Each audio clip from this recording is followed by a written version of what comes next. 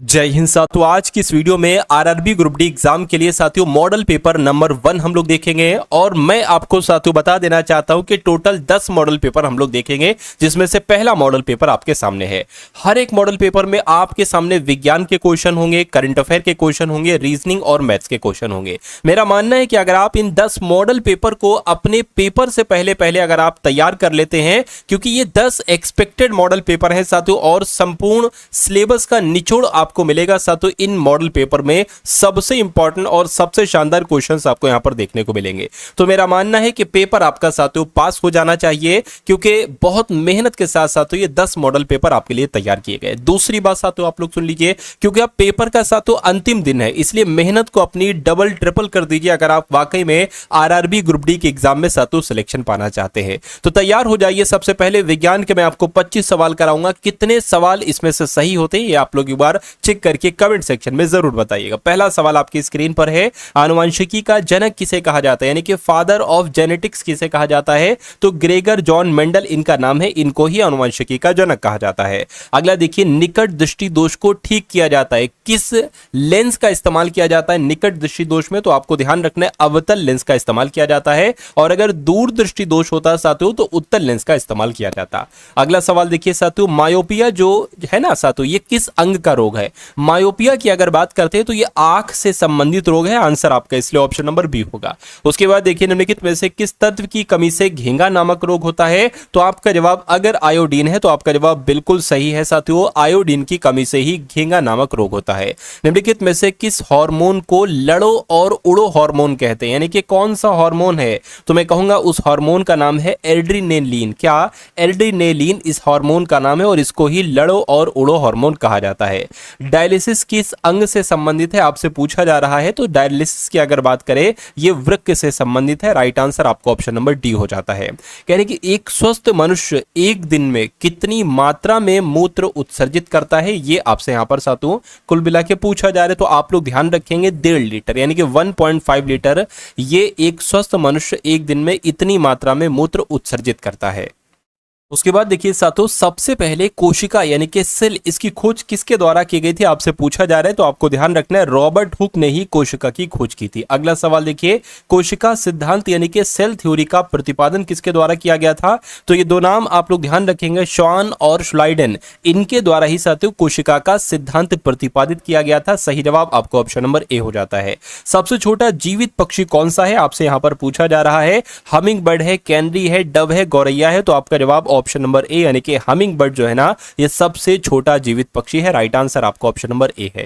निम्नलिखित में से कौन सा सबसे बड़ा जीवित पक्षी? सबसे छोटा जीवित पक्षी हमिंग बर्ड है, सबसे बड़ा जीवित पक्षी साथियों कौन सा, ये आप लोग मुझे बता दीजिए। साथियों अगर आपने अभी तक इस वीडियो को लाइक नहीं किया तो वीडियो को लाइक कर दीजिए। चैनल पर अगर आप लोग नए हैं चैनल को साथियों तुरंत सब्सक्राइब करके बेल आइकन पर क्लिक कर दीजिए। ये समझ लीजिए जब जब आपका ग्रुप डी का एग्जाम है, जब भी आपका ग्रुप डी का एग्जाम है ना, आपको पता है साथियों चंद दिन आपके हैं, एग्जाम डेट वगैरह सब कुछ साथियों आ चुकी है। तो अब आपको किस चीज का इंतजार है? जितनी चीजें आपको पढ़ाई जाए, जो जो चीजें प्रश्न आपको दिए जाए उतना साथियों पढ़कर चले जाइएगा। मेरा मानना है कि पेपर आपका साथियों आराम से क्रैक हो जाना चाहिए, ठीक है ना। तो साथियों अब तैयारी मैंने अपनी तरफ से पूरी तरीके से कर ली और आप अपनी तरफ से भी साथियों पढ़ाई की तैयारी कर लीजिए। कैसे क्या पढ़ाना है ये मुझे बखूबी पता है और कैसे आपको पेपर क्रैक कराना है ये भी मुझे साथियों बखूबी पता है। मैं अपना पूरा एक्सपीरियंस साथियों इसमें झोंक दूंगा, जितनी मेहनत करना पड़े साथियों मैं करूंगा, लेकिन आपका ये पेपर साथियों क्रैक करवा के रहूंगा। चलिए, तो कौन सा सबसे बड़ा जीवित पक्षी है ये बात आपसे यहां पर पूछी जा रही, तो शुतुरमुर्ग है। शुतुरमुर्ग अगर आपने चुना है तो आपने बिल्कुल सही चुना है। निम्नलिखित में से किस प्रकार का कोयला सर्वोत्तम गुणवत्ता वाला होता है? तो आपका जवाब जो होना चाहिए वो एंथ्रासाइट या एंथ्रेसाइट भी कहते हैं, एंथ्रासाइट एंथ्रेसाइट कह लो, ये जो है ना ये कोयले का सर्वोत्तम गुणवत्ता वाला है। निम्नलिखित में से किसका कैलोरी मान सबसे ज्यादा होता है? तो सबसे ज्यादा तो इसमें से हाइड्रोजन का कैलोरी मान होता है। आंसर आपका ऑप्शन नंबर ए होगा। अगला देखिए, चींटी के कांटे पर किसका अंतःक्षेपण होता है, आपसे यहां पर पूछा जा रहा है। तो कुल मिला के अगर बात करते हो फॉर्मिक अम्ल का, तो फॉर्मिक अम्ल आपके सवाल का जवाब हो जाता है। अगले नंबर का सवाल देखिए, कह रहे कि शुद्ध सोना कितने कैरेट का होता है। तो शुद्ध सोना तो भाई साहब 24 कैरेट का होता है। कितने कैरेट का? 24 कैरेट का ही तो होता है शुद्ध सोना। कह रहे कि पीतल निम्नलिखित में से किन धातुओं का एक मिश्र धातु है। तो पीतल की जब हम बात करते हैं ना साथियों, तो ये तांबे और जस्ते से मिलकर बनी है, और तांबा और जस्ता कहां पर लिखा हुआ है? ऑप्शन नंबर बी में लिखा हुआ है। नेक्स्ट नंबर का सवाल है कि परमाणु के 3 मूल अवयव साथियों कौन से। ये क्वेश्चन बहुत इंपॉर्टेंट है, आपके एग्जाम में आएगा। आपको ध्यान रखना है साथियों, प्रोटॉन न्यूट्रॉन आयन नहीं, प्रोटॉन न्यूट्रॉन इलेक्ट्रॉन बिल्कुल सही साथियों। परमाणु के 3 मूल अवयव कौन कौन से हैं? प्रोटॉन है, न्यूट्रॉन है और इलेक्ट्रॉन है। नेक्स्ट नंबर का क्वेश्चन देखिए, आइजैक न्यूटन ने आविष्कार किया था, इनमें से किसका आविष्कार किया था? थर्मामीटर का किया था? नहीं साथियों। या रिफ्लेक्टिंग टेलीस्कोप का आविष्कार किया था न्यूटन साहब ने? बिल्कुल सही जवाब, रिफ्लेक्टिंग टेलीस्कोप का ही आविष्कार किया था आइजैक न्यूटन के द्वारा। भाप के इंजन का आविष्कार किसके द्वारा किया गया? तो भाप के इंजन का आविष्कार किसके द्वारा किया गया, ये बात आपसे पूछी जा रही है। तो जेम्स वॉट इनका नाम है, और जेम्स वॉट के द्वारा ही साथियों भाप के इंजन का आविष्कार किया गया था। उसके बाद देखिए साथियों, ऑटोमोबाइल के हाइड्रोलिक ब्रेक के कार्य करने का सिद्धांत है। आर्किमिडीज का सिद्धांत है, न्यूटन के गति का नियम का सिद्धांत है, बर्नौली का सिद्धांत है? नहीं साथियों, ये पास्कल का नियम है। यानी कि ऑटोमोबाइल के हाइड्रोक्लोरिक ब्रेक के कार्य करने का जो सिद्धांत है वो पास्कल का नियम है, पास्कल का सिद्धांत है। आंसर आपका डी होगा। उसके बाद देखिए, कह रहे कि मृदा द्वारा जल के अवशोषण से संबंधित सिद्धांत क्या है। तो क्या आपका जवाब होगा साथियों, आपसे यहां पर पूछा जा रहा है, तो आपको ध्यान रखना है केशिका क्रिया, या इसको केशिकत्व कहा जाता है। मृदा द्वारा जल का जो अवशोषण किया जाता है ये क्या है? ये केशिका क्रिया ही तो है, ये इसको केशिकत्व भी कहा जाता है। नेक्स्ट नंबर का सवाल देखिए, ऊर्जा संरक्षण का आशय क्या है।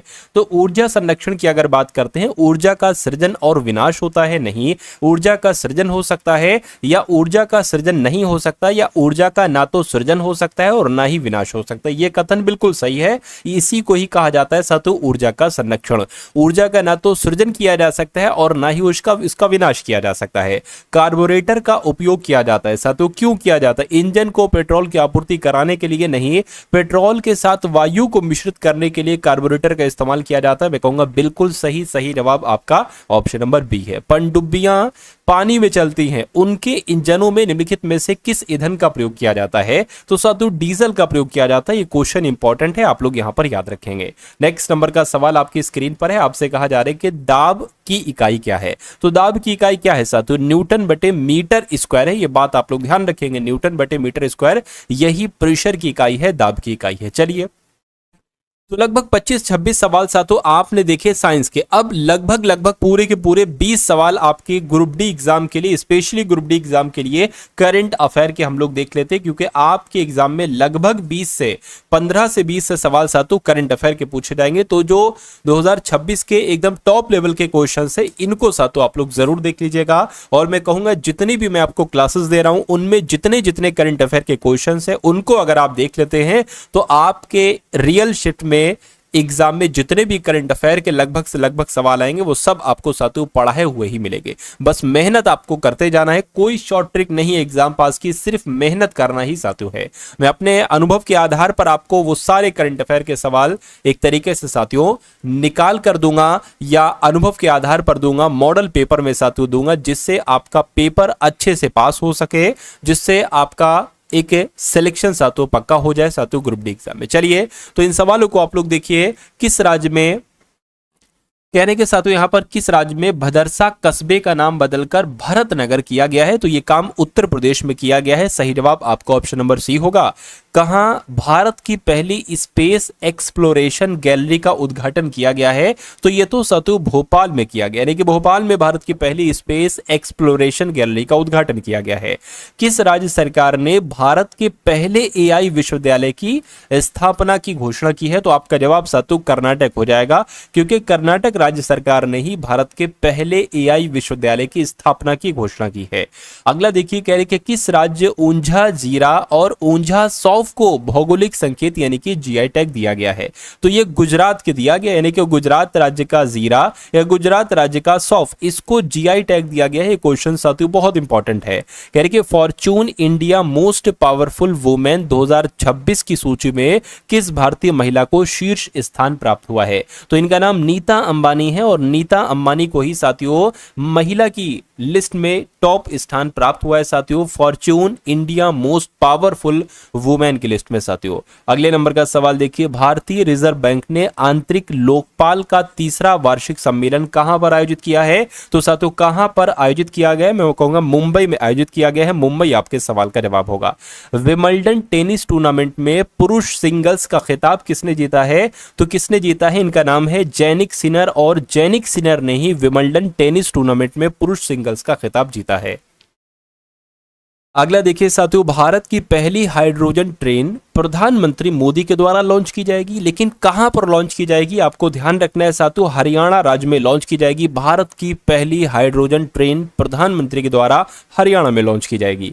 भारत का पहला high altitude medicine and public health research centre ये किस राज्य में स्थापित किया जाएगा? तो ये हिमाचल प्रदेश में स्थापित किया जाएगा। ये भी सातों अच्छा सवाल है।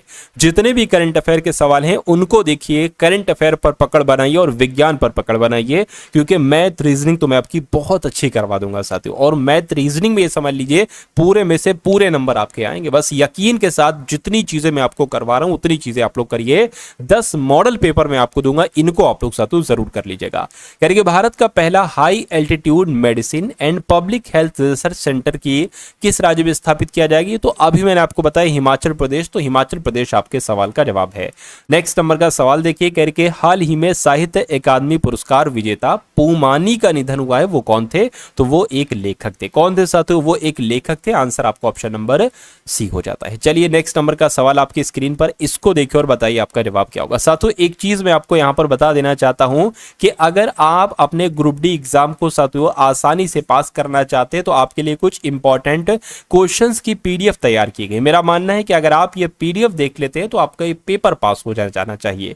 देखिए सबसे पहले आपको 10 मॉडल पेपर दिए जा रहे हैं। इन 10 मॉडल पेपर के पीछे साथियों बहुत मेहनत है। पूरा 10 साल का साथियों, लगभग 8 से 10 साल का साथियों एक्सपीरियंस है। उसके अलावा अगर बात करते हैं, आप देखिए आपको पता है कि ग्रुप डी एग्जाम में जो क्वेश्चंस आएंगे मैक्सिमम क्वेश्चन प्रीवियस ईयर के आएंगे, जो ग्रुप डी पिछले सालों में हो चुका है।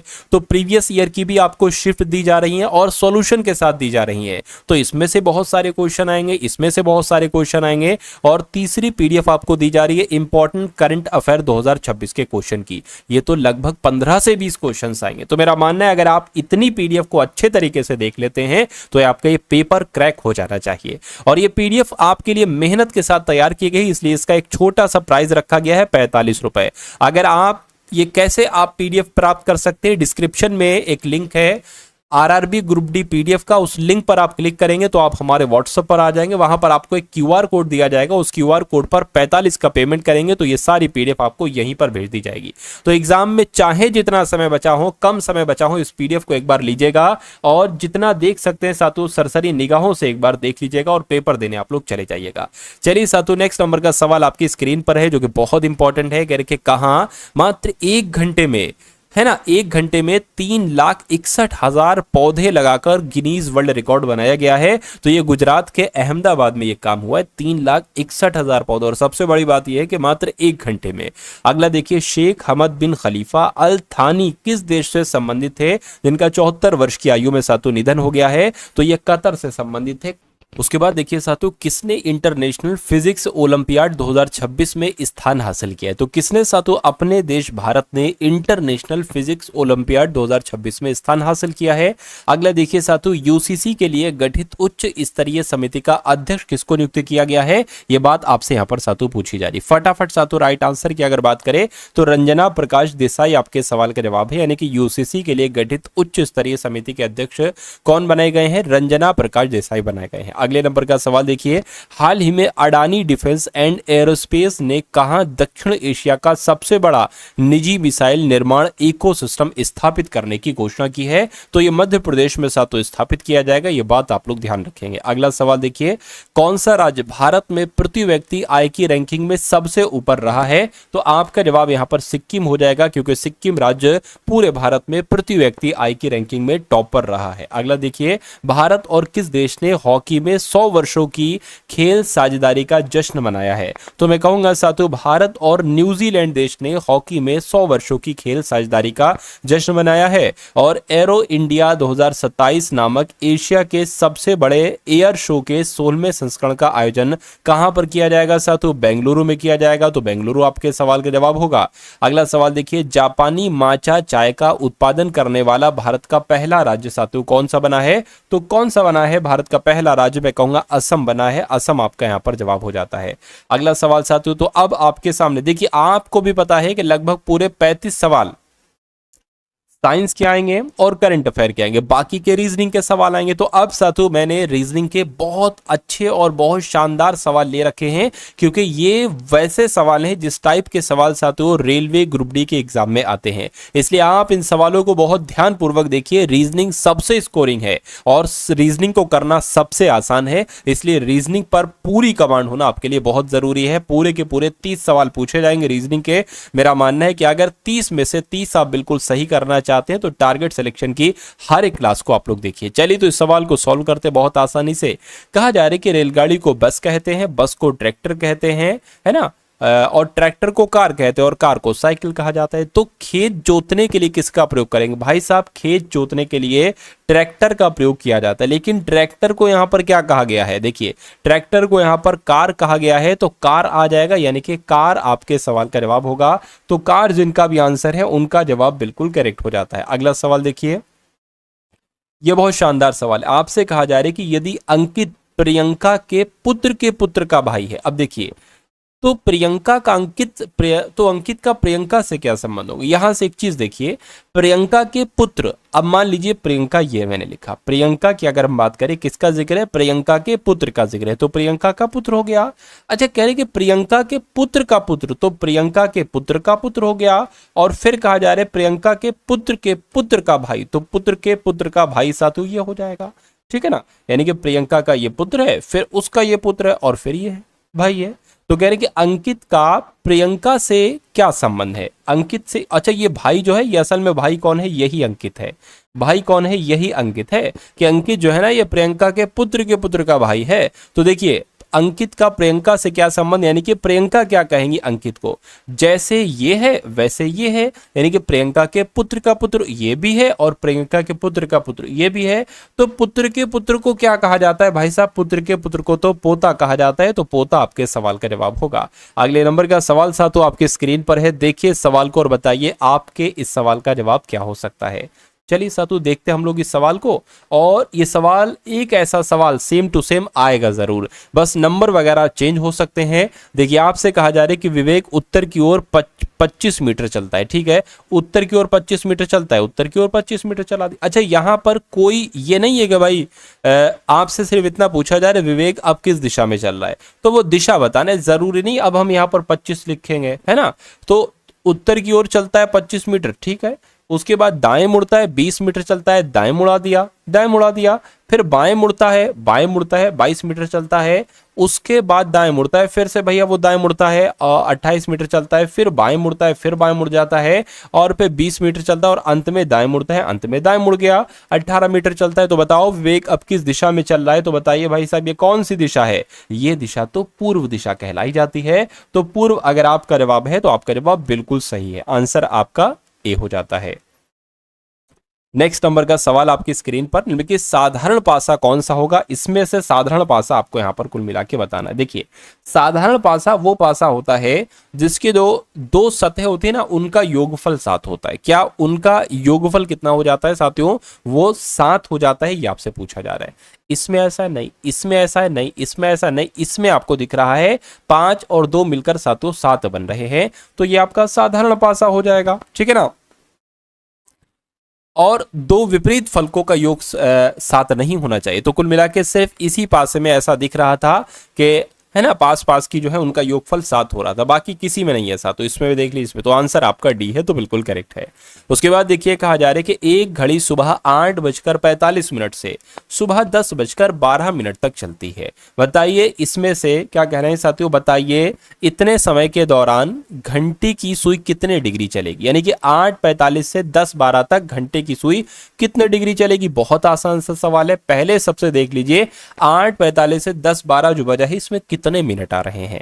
8:45 से 9:45 तक कितने आ जाएंगे साथियों, 60 मिनट आ जाएंगे, ठीक है ना, 60 मिनट, फिर 15 मिनट और 10 लाने के लिए, और फिर 12 मिनट और, तो कुल मिला के कितने हो जाएंगे, 2 और 5 7 हो गया, 1 1 2 और 6 8, यानी कि 87 मिनट यहां पर आ गए। तो कुल मिला के यहां पर अगर हम बात करते हैं साथियों 87 मिनट आए हैं। चलिए कोई दिक्कत नहीं। अच्छा, हमें एक बात पता है और एक बात आपको भी याद रखना चाहिए कि जो घंटे की सुई होती है ना साथियों, घंटे की सुई की अगर हम बात करते हैं साथियों, ये 1 मिनट में क्या, 1 मिनट में आधा डिग्री घूमती है। 1 मिनट में आधा डिग्री घूमती है, तो ये जो 87 मिनट का सफर तय हुआ है इसमें कितनी डिग्री घूमेगी।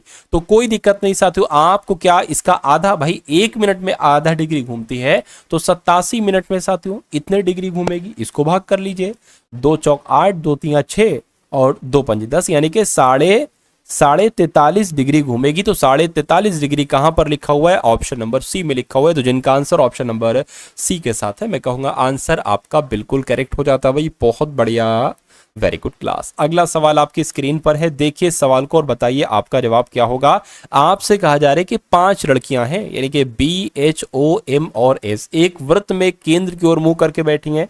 तो मान लेते एक वृत्त ये हो गया, इसमें 5 लोग हैं, 1 2 3 4 और एक साथ, तो यहां पर 5, ठीक है। उसके बाद कह रहे हैं कि एस जो है ना ये ओ के ठीक बाएं ओर बैठी है और बी के ठीक दाएं ओर बैठी है। उसके बाद आगे भी एस का जिक्र किया गया है, तो यहां पर हम ओ को बैठा लेते हैं। मान लीजिए यहां पर कह रहे हैं कि ओ के ठीक बाएं ओर एस है, तो ओ के ठीक बाएं ओर एस है और बी के ठीक दाएं ओर है। किसकी बात चल रही है साथियों, किसकी बात चल रही है, एस जो है ना, एस ये ओ के ठीक बाईं ओर है, लेकिन एस जो है ना ये बी के ठीक दाईं ओर है, तो बी आपका यहां पर आ जाएगा। बी के ठीक दाईं ओर एस है, देखिए है। एस के बाईं ओर दूसरे स्थान पर बैठी है एम, तो एस के क्या लिखा हुआ है, एस के बाईं ओर दूसरे स्थान पर साथियों कौन हो जाएगा, 1 2, यानी कि यहां पर एम आ जाएंगे। अब बचा ए, कौन बचा, एच, एच आपका यहां पर आ जाएगा। अब सवाल में आपसे पूछा गया है कि एच के ठीक दाईं ओर कौन बैठा हुआ है, तो एच के ठीक दाईं ओर कौन बैठा है, वो दाएं ये होगा, वो तो बायां होगा। तो एच के ठीक दाएं ओर एम बैठा हुआ है, यानी कि एम आपके इस सवाल का बिल्कुल करेक्ट आंसर हो जाता है। चलिए साथियों अगले नंबर का सवाल आपकी तरफ है। आपसे कहा जा रहा है कि एक क्लास में छात्र कतार में खड़े हुए हैं, ठीक है। एक छात्र दाहिने सिरे से 11वें और बाएं सिरे से 9वें स्थान पर है, खड़ी है, तो उस कतार में कुल कितने छात्र खड़े। देखिए सबसे पहले कहा गया है दाहिने सिरे से 11वें स्थान पर, तो दाहिना तो इधर होगा, यानी कि वो अगर इधर से काउंट करती है तो वो इधर से 11वीं है, और अगर इधर से काउंट करती है तो वो यहीं पर आकर साथियों अगर इधर से काउंट हो तो वो 9वें स्थान पर आ जाती है। ये सवाल आता है, सिर्फ ये नंबर चेंज होता है और ये नंबर चेंज होता है, बाकी सब कुछ होता है, छात्र की जगह कुछ और हो जाता है ना।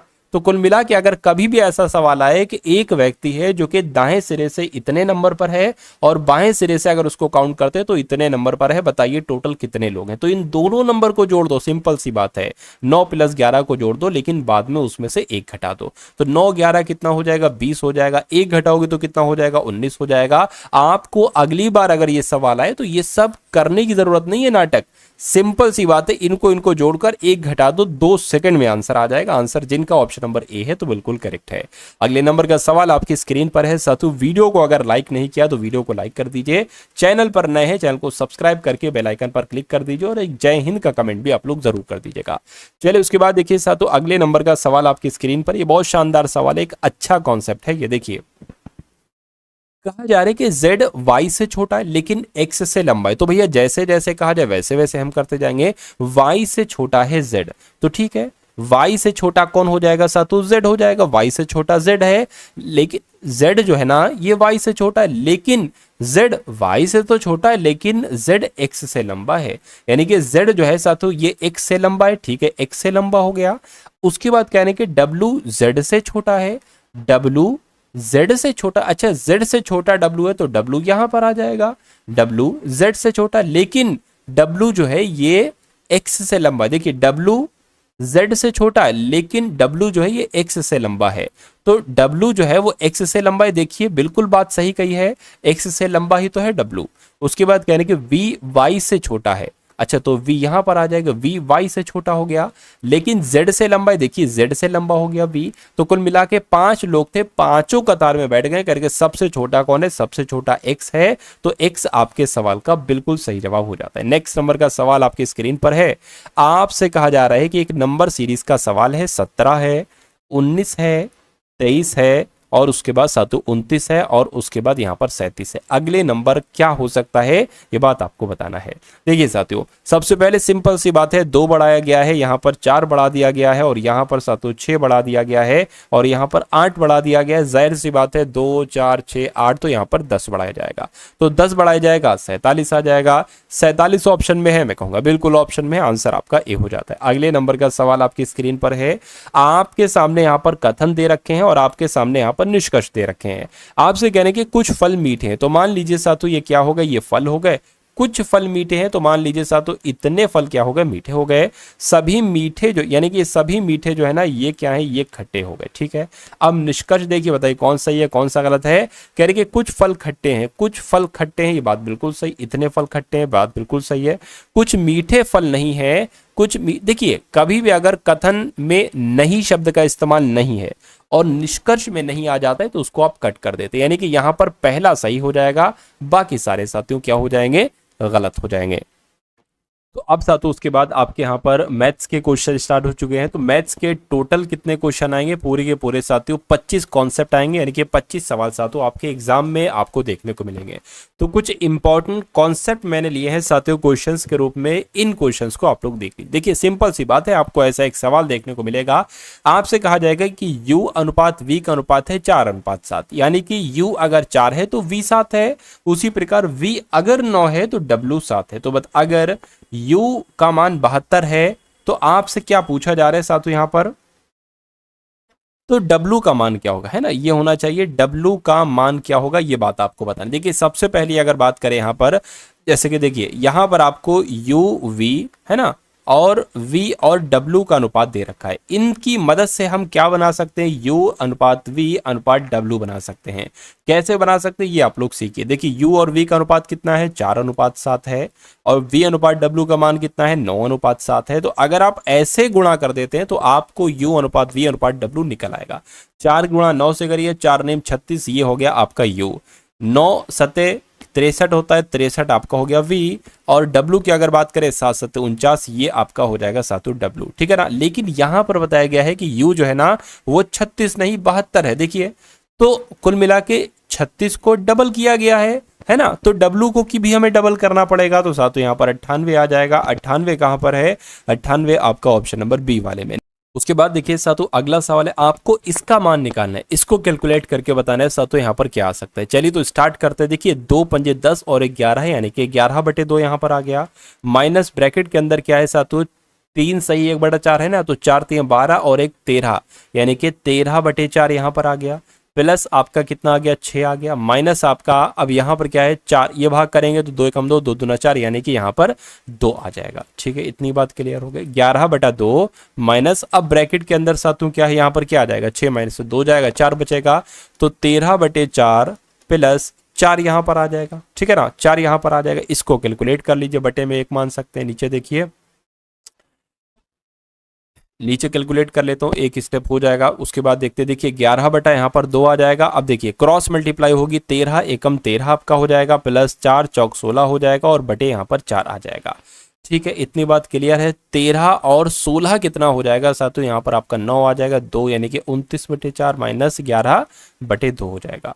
ठीक है ना, एक काम करिए साथियों, आप क्या आप काम कर सकते हैं, 4 इधर है तो इसको भी 4 कर लीजिए। करने के लिए 2 से गुणा इसको करोगे, फिर इसको भी 2 से गुणा करोगे, 2 से 2 कैंसिल हो जाएगा तो कोई दिक्कत नहीं, वही आ जाएगा। तो 4 और 4 सेम हो जाएगा, ये 22 हो जाएगा। 22 में से साथियों 29 जाएगा, 22 में से 29 जाएगा, कितना बचेगा, माइनस का 7/4, यानी कि यही आपका आंसर हो जाएगा। माइनस 7/4 कहां पर लिखा हुआ है, ऑप्शन नंबर ए में लिखा हुआ है। अगला सवाल आपकी स्क्रीन पर, आपको देखना है साथियों और बताना है आपके सवाल का जवाब क्या हो सकता है। आपसे कह रहे हैं कि अनिल, दीपक, दिनेश मिलकर एक कार्य को 35 दिनों में पूरा करते हैं। ठीक है भैया, 3 लोग यहाँ पर हैं साथियों, एक तो अनिल हैं और उसके अलावा साथियों यहाँ पर कौन है, दीपक हैं, और उसके अलावा साथियों कौन है यहाँ पर, दिनेश। यानी कि ये तीनों लोग अगर मिलकर कोई कार्य करते हैं तो 35 दिन का समय लगता है। कितने दिन का समय लगता है, 35 दिन का। यानी कि अनिल और दिनेश अगर काम करते हैं मिलकर, अनिल और दिनेश, है ना, अनिल और दिनेश अगर वही काम करते हैं तो इन दोनों को करने में सातों 60 दिन का समय लगता है। ठीक है, दीपक अकेला अगर समान कार्य को कितने दिन में पूरा, यानी कि अगर सिर्फ और सिर्फ दीपक काम करे इस कार्य को तो ये कितने दिन में पूरा कर पाएगा, ये बात आपसे पूछी जा रही है।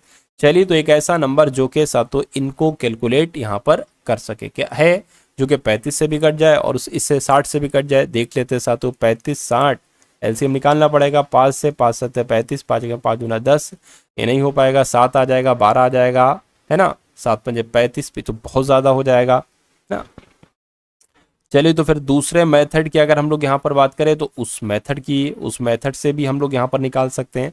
देखिए, अगर यहाँ पर बात करते हैं अनिल, दीपक और दिनेश का एक दिन का कार्य कितना हो जाएगा, है ना।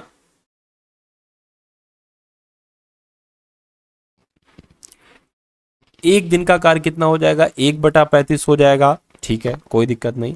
उसके बाद कह रहे हैं कि अगर अनिल और दिनेश मिलकर समान कार्य को 60 दिनों में करते हैं तो इन दोनों को मिलाकर एक दिन का कार्य कितना हो जाएगा, 1/60 हो जाएगा। तो 1/60, ठीक है, 1/60। और दीपक द्वारा पूरा कार्य करने में जो दिन लगेंगे वो सातों x दिन लगेंगे।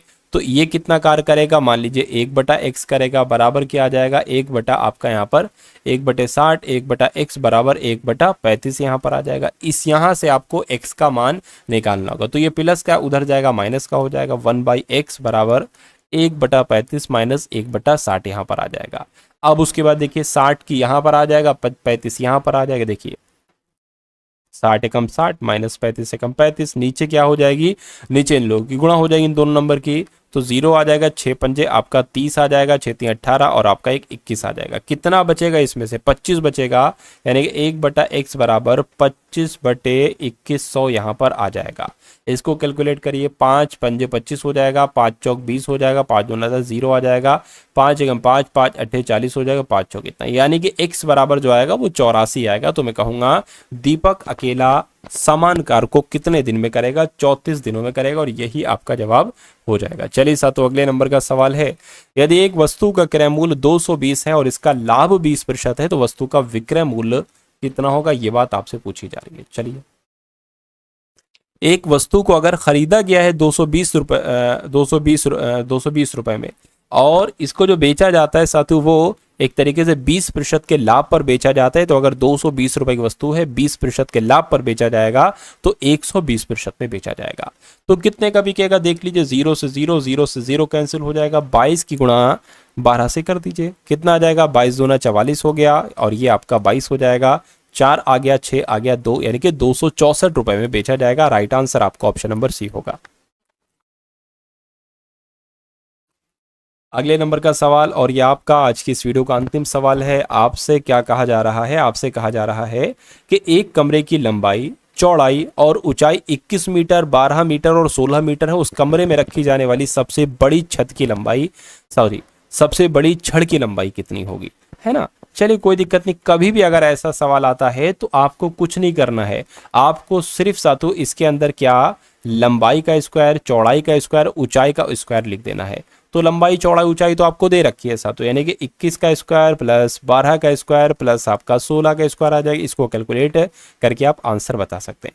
21 का स्क्वायर होता है 441, 12 का स्क्वायर होता है 144, 16 का स्क्वायर होता है 256। इन सबको जोड़िए जरा। सबसे पहले 6 4 10, 10 और 1 11, 11 के 1 हासिल लगे 1, 5 और 1 6, 6 और 10, 10 और 14, 14 का 4 हासिल लगा 1, 3 4, 4 और 4 8, 841 हो। भाई साहब 841 पता किसका स्क्वायर है, 29 का है, यानी कि इसको हम 29/29 लिख सकते हो। ब्रैकेट के अंदर 2 नंबर सेम है, गुणा में है तो एक नंबर बाहर आ जाता है, यानी कि 29 यहाँ पर बाहर आ जाएगा। तो मैं कहूंगा कि उस कमरे में रखी जाने वाली सबसे बड़ी छड़ की लंबाई कितनी होगी, 29 मीटर की होगी। 29 मीटर कहाँ पर है, आपका ऑप्शन नंबर सी वाले में। तो जिनका आंसर ऑप्शन नंबर सी के साथ है तो बिल्कुल करेक्ट है भाई, बहुत बढ़िया। Very good class. तो ये थे साथियों आरआरबी ग्रुप डी 2026 एग्जाम के लिए इंपॉर्टेंट क्वेश्चंस। ठीक है ना। ये वीडियो ये क्लास आपको कैसी लगी एक बार कमेंट सेक्शन में आप लोग जरूर बताइएगा। और जिस पीडीएफ के बारे में मैंने आपको बताया है साथियों, उस पीडीएफ को अगर आपने नहीं लिया है तो उसको ले लीजिए। सिर्फ और सिर्फ 45 रुपए में पीडीएफ आपको दी जा रही है और रीजनिंग के, मैथ्स के, करंट अफेयर के, विज्ञान के इंपॉर्टेंट क्वेश्चन आपको साथियों वहां पर दिए जा रहे हैं। ठीक है ना। तो डिस्क्रिप्शन में लिंक है, वहां से जाकर उस वीडियो को ले लीजिएगा। उसके अलावा साथियों आपको जितनी भी क्लासेस कराई जा रही हैं, चैनल पर नए हैं चैनल को सब्सक्राइब कर लीजिए और जितनी भी क्लासेस कराई जा रही हैं उनको अच्छे तरीके से करिए। मेरा मानना है ये पेपर आपका साथियों बहुत आराम से निकल जाना चाहिए। चलिए, तो इस वीडियो को लाइक नहीं किया तो लाइक कर दीजिएगा, चैनल पर नए हैं चैनल को सब्सक्राइब कर दीजिएगा और एक जय हिंद का कमेंट आप लोग जरूर कर दीजिएगा। मिलते हैं हम सभी लोग आने वाली वीडियो में। जय हिंद साथियों।